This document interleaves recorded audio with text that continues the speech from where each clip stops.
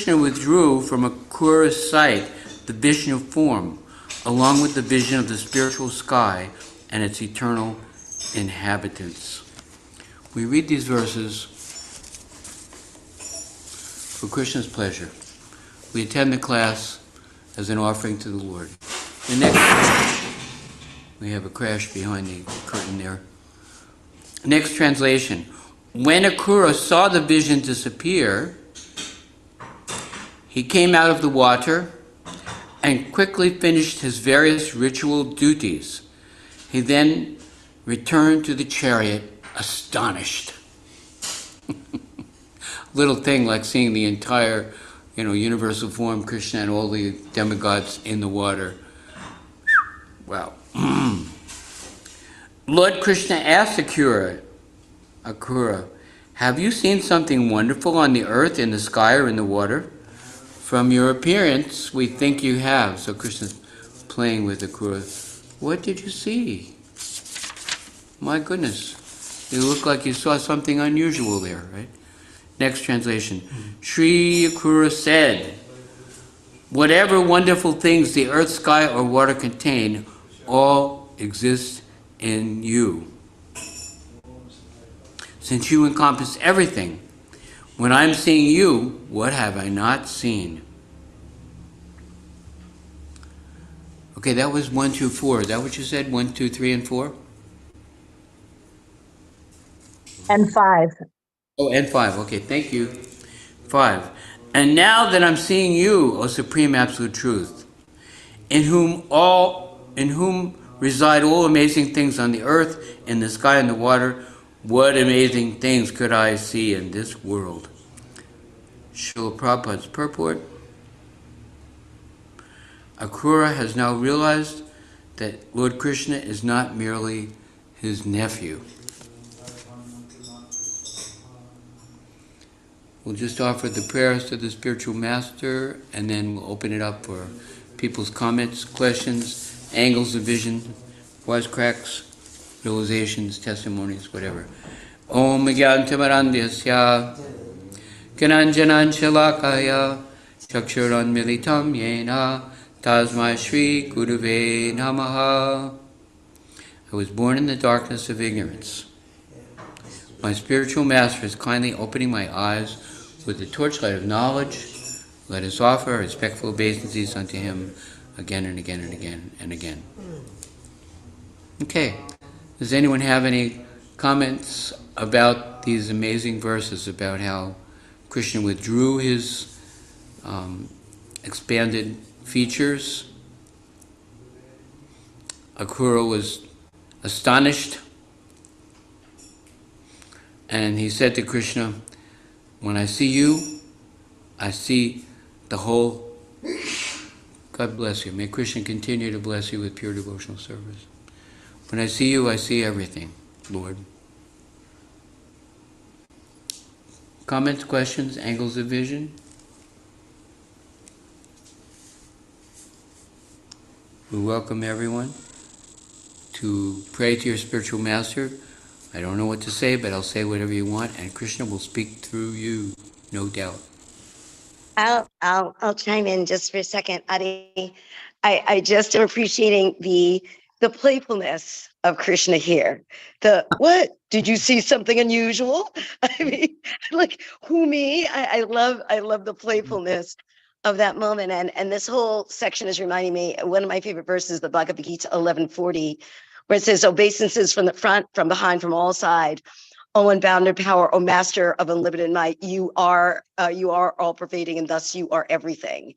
And this little section is reminding me so much of the beauty that the vision of seeing Krishna really everywhere.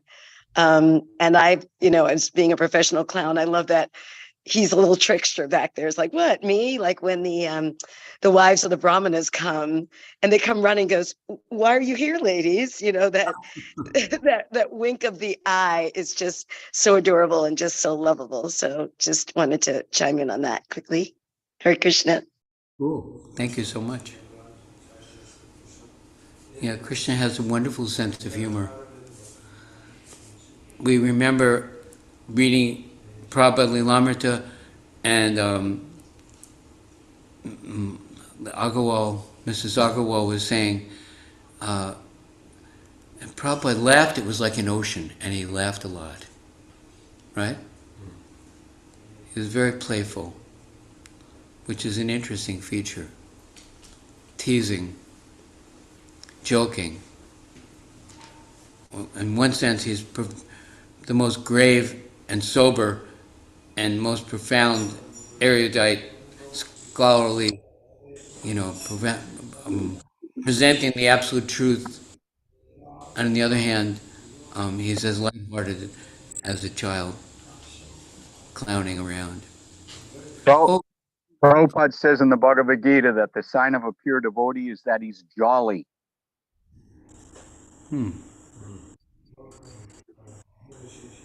cool.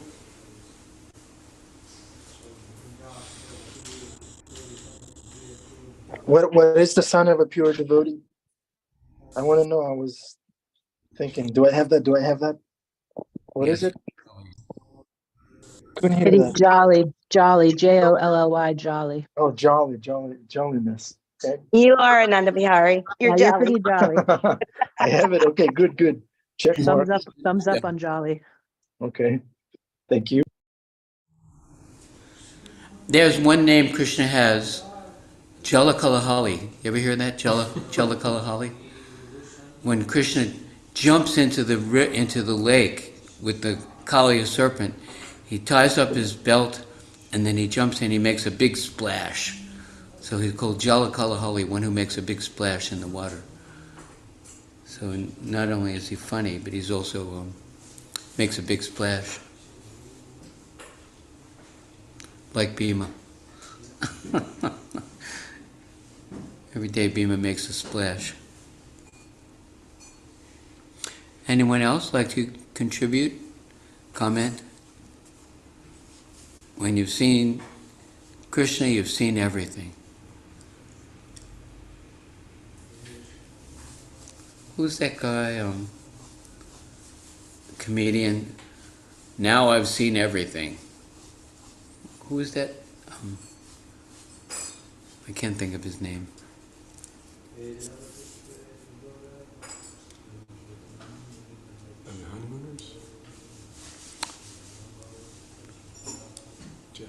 Oh my goodness, now I've seen everything. But just when we think we've seen everything, then Krishna exhibits some other characteristics, some other pastime, some other adventure, and teases us. Don't think he's not teasing us right now. And we become stunned, bewildered, astonished, and then kindly Krishna gives us a Shastra Chakshus, lets us see things through the eyes of Scripture, which means whatever's happening to us, it's Krishna showing his love. That's all. He's the controller. Things are happening. We're supposed to act for his pleasure, right? He's our friend. Because in the material world, it seems like everything is out of control. There's chaos and all kinds of random, inappropriate things happening. But actually, it's all happening perfectly and wonderfully with Krishna's loving hand behind it all, right? Why not? I was also just thinking, Adi, that when we see Krishna, when we try to see Krishna everywhere, it's a good opportunity to also try to see like Krishna, to see the divine and the love in everyone.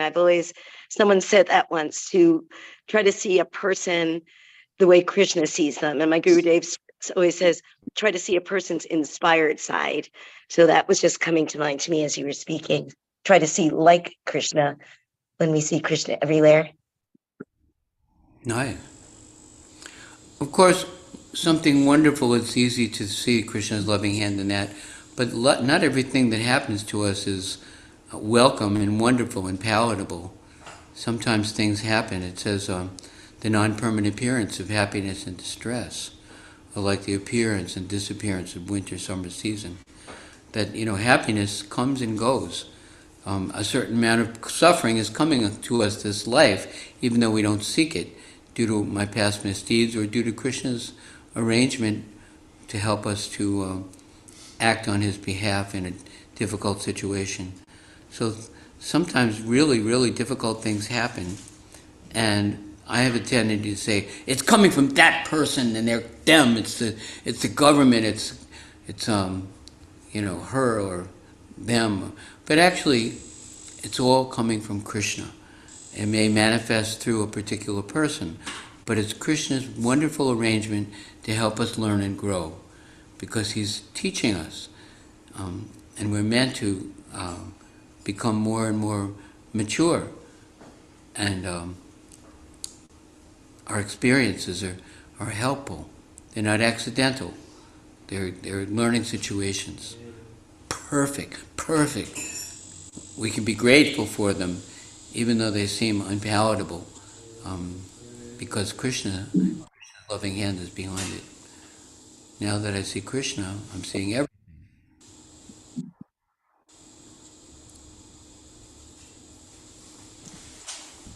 Beema's hand is up. Beema's hand is raised.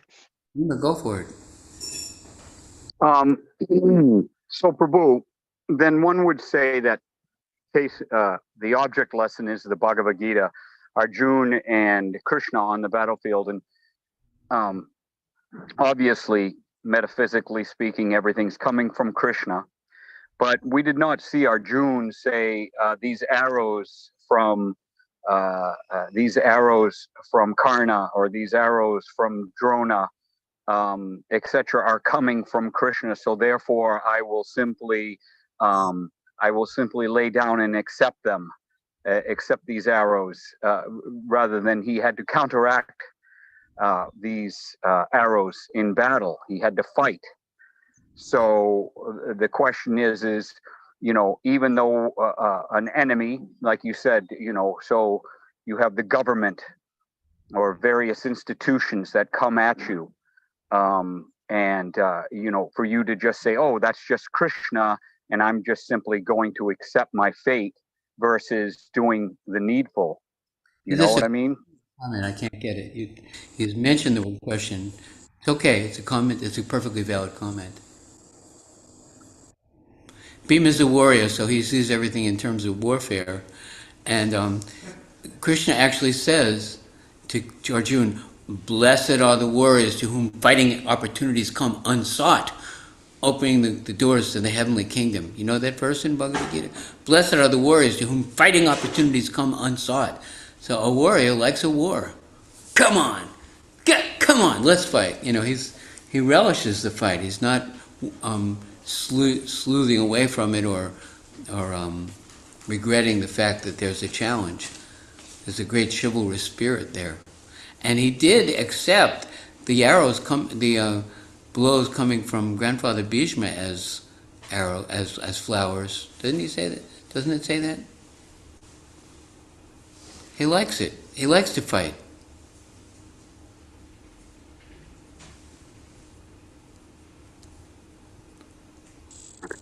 Krishna accepted the arrows as flowers or the bites of a lover. Krishna accepted those arrows from Bhishma, because Bhishma was a lover of Krishna, but he didn't ask Arjuna to not shoot Karna when Karna was off his chariot, considering what Karna had done to Draupadi. So, Krishna has a sense of humor, and he also has a very chivalrous spirit and Krishna enjoys a good fight. After all, one of the reasons why the material world was created was so that Krishna could battle the demons. He enjoys battling the demons. Mm. So the tendency to be passive or to passively accept the slings and arrows of fortune, as Hamlet said, to be or not to be. Should one just lay down and accept the slings and arrows of fortune, of misfortune, or should one stand and fight? So it seems like elaborate on that. It seems like a question. Now, we know David killed Goliath, right? But we know Jesus let them kill him. So they both seem to have done different things, but they both did whatever you like, Krishna. If you want me to allow them to kill me, I will not resist. May Krishna continue to bless you with pure devotional service. We have sneezers here. If Krishna wants you to kill, you should kill. If Krishna wants you to accept, you should accept. It's not that one or the other it's not one size fits all. It depends on time and circumstance. And if we turn to Krishna, and Krishna says, go get him. And don't forget, when Krishna smashes somebody, they are blessed. They are benefited. They are purified. So it's not just that we whimsically take up. It's the age of quarrel and hypocrisy. So it's a possibility that fighting might be sense gratification, or it's a possibility that fighting might be devotional service, depending on what Krishna is asking you to do. Right? If that's your question, that's as far as I've heard from my guru. But your statement is completely valid, but it depends on the time and circumstance. Isn't it? Does that answer your question? What about Christ going into the temple and seeing the money changers there, the businessmen doing their business in a religious temple, and he knocked them over. He knocked them upside the head, and he knocked all their money changing tables over. That was Jesus who did that. Right. He didn't do that to everyone. There's a girl who came and they said, she has committed adultery, we're going to stone her to death. And he said, okay, whoever's without sin, let them cast the first stone. So he didn't do that in every single instance. That's the point. If your only response is to fight, then it's a possibility that we might be speculating about that's the appropriate thing to do. But as long as we turn to Krishna, if Krishna says, turn those tables over, give that guy a whooping, then we go for it. If Krishna says, no, dog, sit, don't bark, don't attack, we are willing to do either. If we're not willing to do either, then there's a possibility it's not devotional service. Adi, may I ask you a question? This is Venetia. Just with all respect to your the time that you've spent and the dedication that you have to serving Krishna, because what you're saying is so important that we listen and we be guided. In your own experience, how have you developed that ability to distinguish what it is that Krishna is wanting you to do? Because I know, I read that it's difficult, and I'd love to hear your perspective on distinguishing the voice. Wonderful question. It's not my perspective. It's Shastra Chakshu. Scripture says that under any circumstance, we have the option to just speculate about what to do or to turn to the Lord. This is just what I've heard from my guru, that's all. Krishna, how can I serve you? What do you want me to do? It's the question Arjuna asked Krishna. I'm not sure what to do. What should I do? Right? So if we turn to the Lord, that's the first thing. Some people don't turn to the Lord. They just knee-jerk act in the way they feel an impulse to act without saying, Krishna, the attack dog doesn't attack everybody. He looks at the master and the master says, sick him, then he sicks him. So we turn to Krishna. That's the first step. I've made many mistakes on my time when I've acted impulsively rather than turning to Krishna. And then some people say, well, I can't hear Krishna. I don't know what he's telling me. I'm asking him, but he's not answering. But Krishna is fully capable of asking. He can speak to us through a child, through a book, through a voice from the sky, through a dream, through a madman. So if Krishna is willing to speak, and if we have an attachment or an aversion, I want this answer, I don't want that answer, we will not hear. We will not hear what Krishna is very clearly telling us to do. In this case, I want you to fight. In this case, I don't want you to fight. So if we turn to Krishna and we ask Krishna and we be careful about our own preferences, attachments or aversions, then we will hear Krishna very clearly asking us to do this in this circumstance. I'm willing to do either, Lord. Does that answer your question? Yeah, it's beautiful and inspiring, and trying to think, so to make sure that I understood the part about to turn to the Lord first and ask the question. Can you hear me? I lost my screen. Yeah. Okay. Oh, there you are.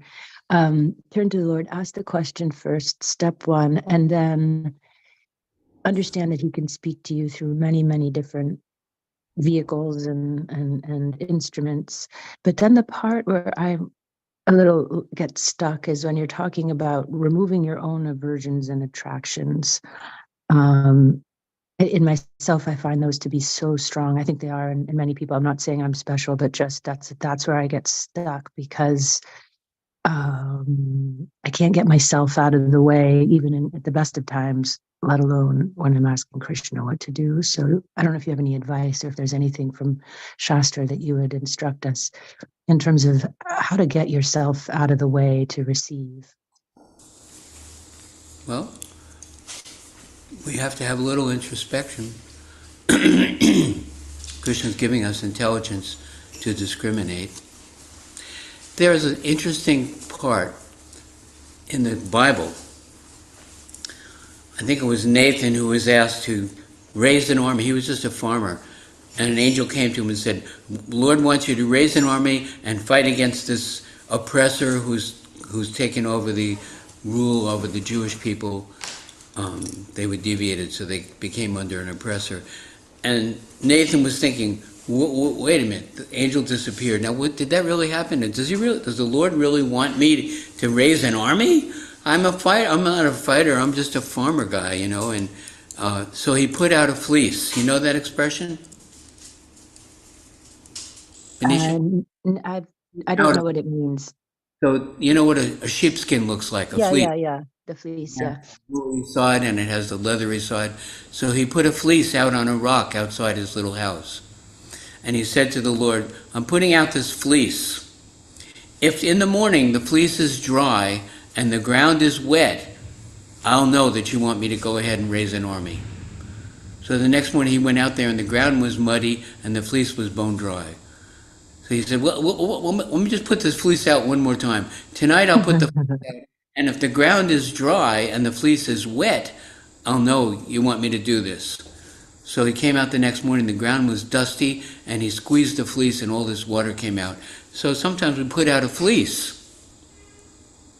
If you want me to do this, let $5,000 appear in my bank account by Wednesday. Concrete and simply, carefully, specifically visible. And Lord, I can't hear your voice, but I'll know that you're speaking to me if you give me this sign, right? Let me put out a fleece. So that's one way, isn't it? Is that a good example? Yeah, that's very helpful. To put out a fleece. Now I just got to get a fleece. It could be anything. It doesn't have to be a sheepskin.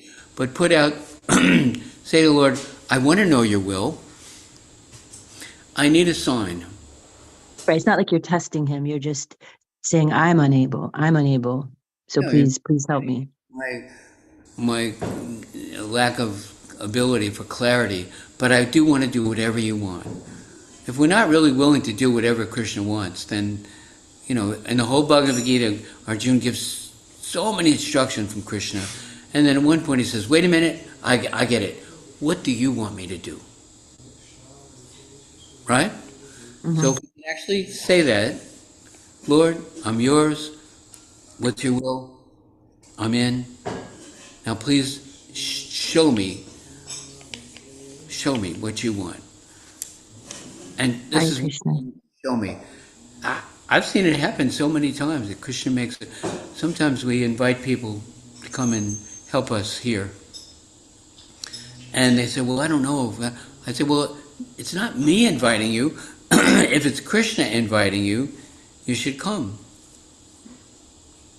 right? Das had a similar experience. Here's Das. He's going to tell you his experience. Thanks, Das. Adi's been asking me to speak every morning, so I sat too close to him this morning. And he just turned the camera. Yeah, well, one thing that's there for me is, I just want to say that I haven't spoken so much. I just haven't felt inspired to speak.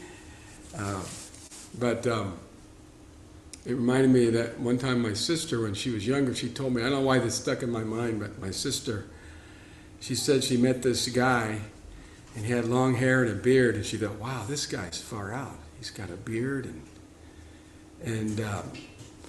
but then when he spoke, she realized he was an idiot. So that's why I haven't spoken. But I have not either one good thing working for me. But anyway, you had mentioned before in another class that are we willing to ask, who are we going to ask when we want to know what there is to do? Usually are we not even willing to put the question forward? And so that would be, I would say, then we can pray to Krishna, please, Krishna, give me the intelligence and the understanding to at least be in the arena, to be willing to do what you want. Pray from where we're at. And not to just, maybe not to just ask for a sign, because then we might say, well, was that the sign?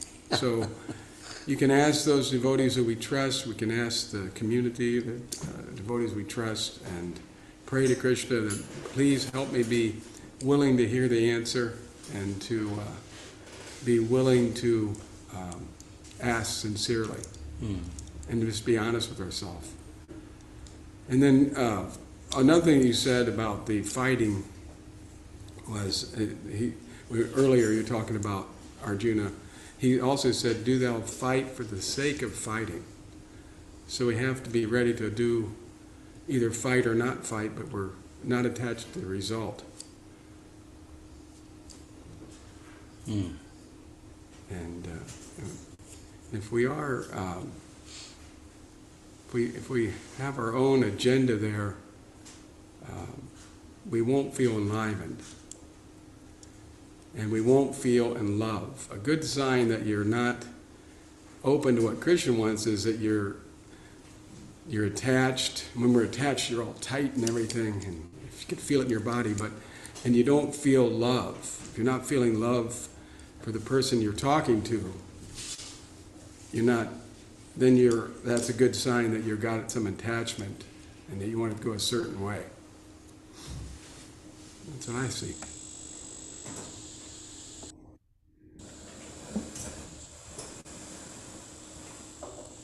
Okay, that's clarification.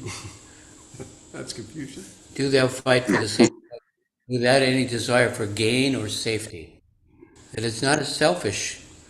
You're not fighting for because I like to fight or because I feel like fighting or because it's the age of quarrel and hypocrisy, and everybody in this age is fighting about practically nothing. It's hilarious. It's pathetic. These wars. The sage Confucius, he talks about the Wu Lin. He says that if there's contentious between husbands and wives, if there's contentious between parents and children, if there's contentiousness between neighbors, if there's contentious between the government and the people, this is a sign that Kali Yuga, it's a disease condition. The spiritual parastas matu bhavanyo vyakto vitatina. Beyond this world that we see, which is full of quarrel and hypocrisy, there's another dimension, there's another existence, there's another quality of life, a spiritual world where there's harmony, where there's love, and where people are not envious of each other and fighting over ridiculous things. Hare Krishna. Yes. Sometimes when we have a problem, then we tend to think, here I am, here is my problem. Where is Krishna? Where is the blue boy when I need him? How is he going to speak to me? I'm putting it before the Lord, but where is he? Is it a voice in my head? Or is it a sign in the outer world? And sometimes we lose the faith that Krishna and conviction that Krishna is perfectly capable of getting through to us. He says in the Bhagavad Gita, I am the ability in men. He's the source of all ability. And we shouldn't forget that we may be small, we may be confused, angry, dumb, but Krishna is perfectly capable of getting through to us. Vaisheshika Prabhu has famously said that when it's time for a major move, Krishna will make it abundantly clear. That's his precise words. Krishna will make it abundantly clear how to proceed. And it's not that sometimes Krishna wants us to be proud, and sometimes Krishna wants us to be humble. He wants us to be humble at all times. So it's pretty much sort of almost clear. We have to stay humble. We have to seek service. We have to reach out to the spiritual master. And Krishna will make it clear. He has the ability in man. He can communicate. He can eat with his toes, right? He can see with his ears. He can do wonderful things. As incapable, insignificant, and confused as we are, Krishna is not crippled by that. So when we lack intelligence and discernment, that's when Krishna steps in, if we're sincere.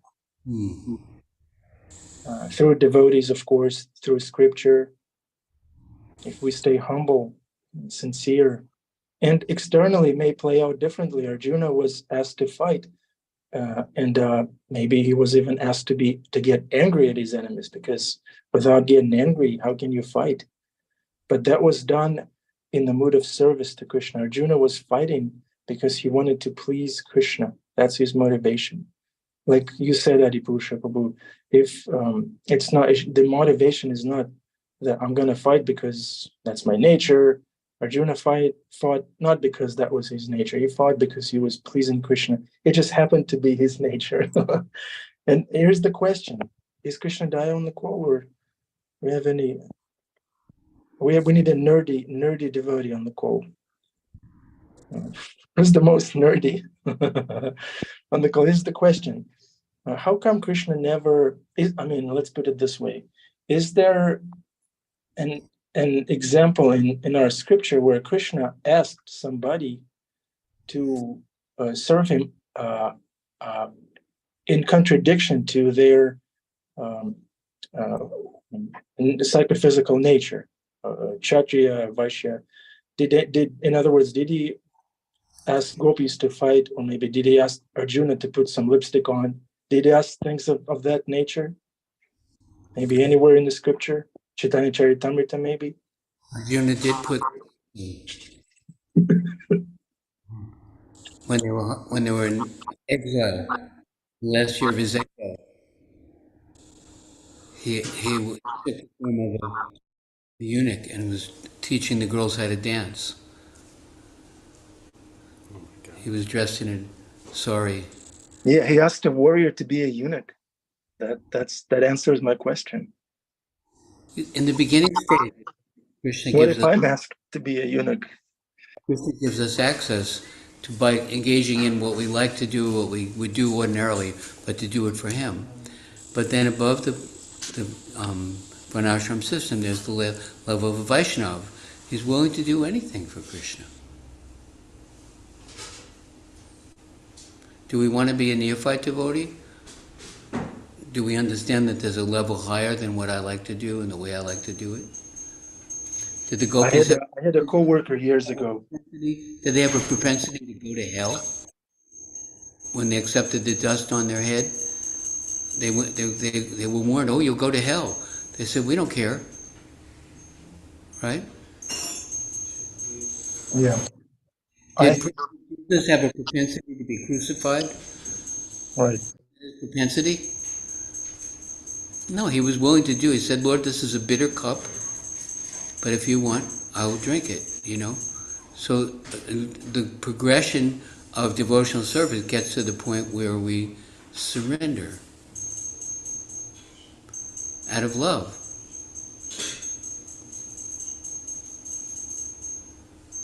I had a coworker years ago. Adi, hold on. Same question for years. Yeah, I know. I always ask the same questions. But the beauty of bhakti is that different devotees come up with different answers, and they're all helpful.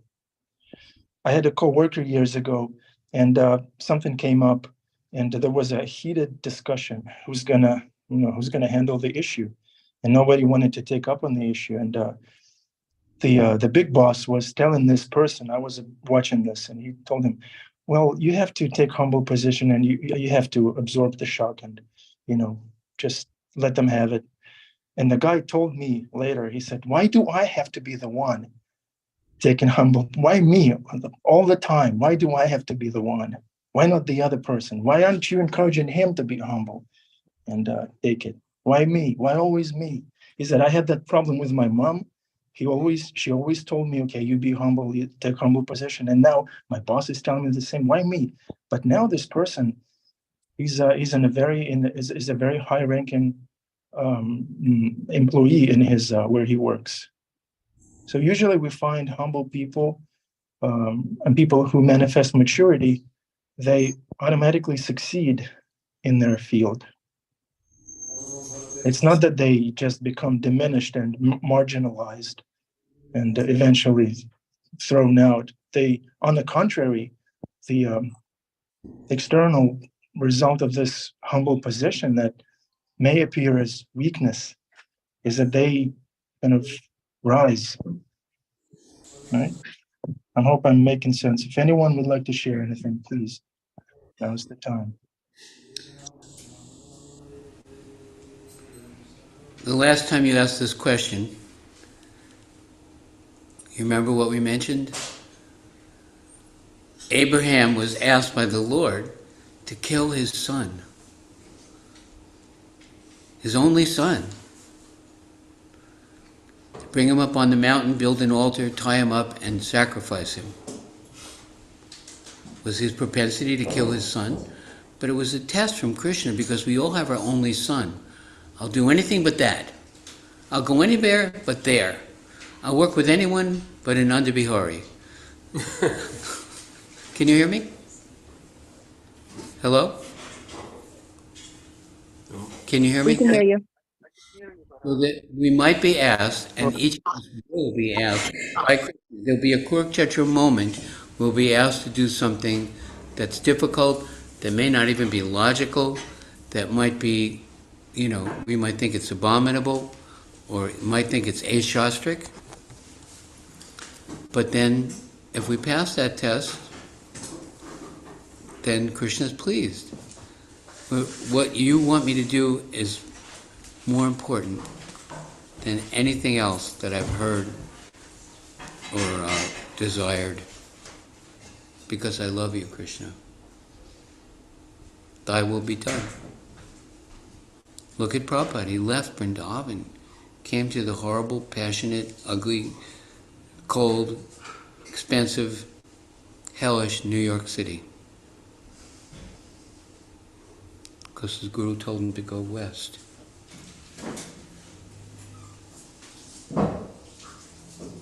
Set aside everything else. Don't think this test won't come to you. But if we have chakshus and we see things of Krishna's vision, scripture, and we say, Lord, what do you want me to do? We'll pass the test. Krishna will help us. It's interesting to know the test is coming. Okay, the deity is about to open right now. Here's Vasudev stampeding toward the conch shell.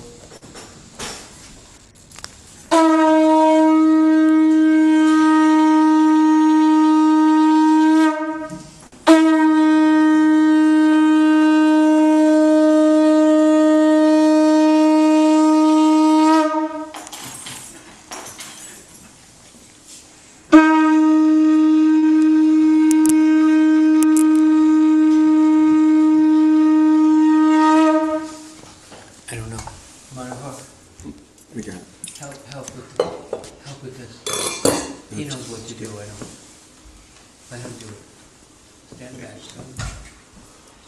That'd be good.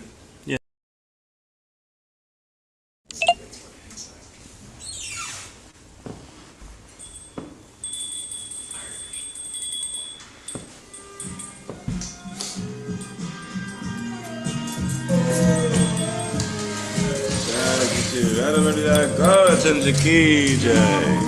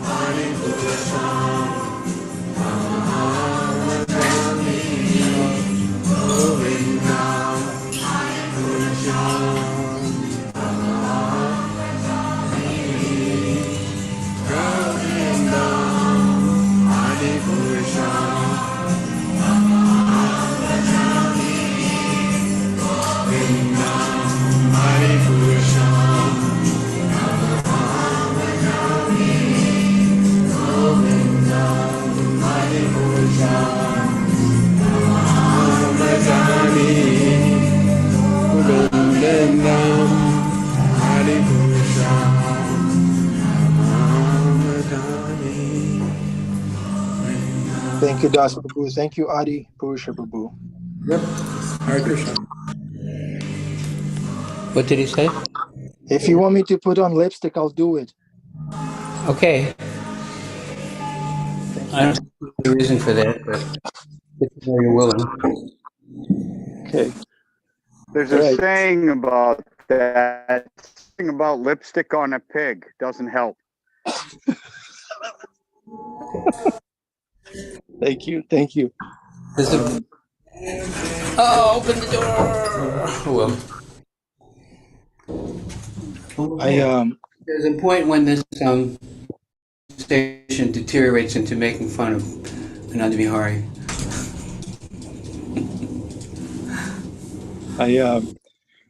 Somebody asked me how I came to bhakti, and we were talking about how it may take several lifetimes. And I said that several lifetimes ago, maybe 5-6 lifetimes ago, maybe more, I was a pig, and my wife was a pig owner, and she owned me. And here we are, married in this lifetime. And then my wife corrected me. She said, I'm a pig owner in this life. I still own a pig. So we all have things to learn. And we all have wonderful devotees who are there to offer us guidance and correction. So we appreciate all of you, dear devotees, for your association, guidance, correction, example, inspiration. There was no speaker today, but we did it. We kept the yagya going. It's a collective service. Thank you for that. I really, really deeply appreciate that. Thank you. Okay, have a wonderful day. Thank you. Hare Krishna.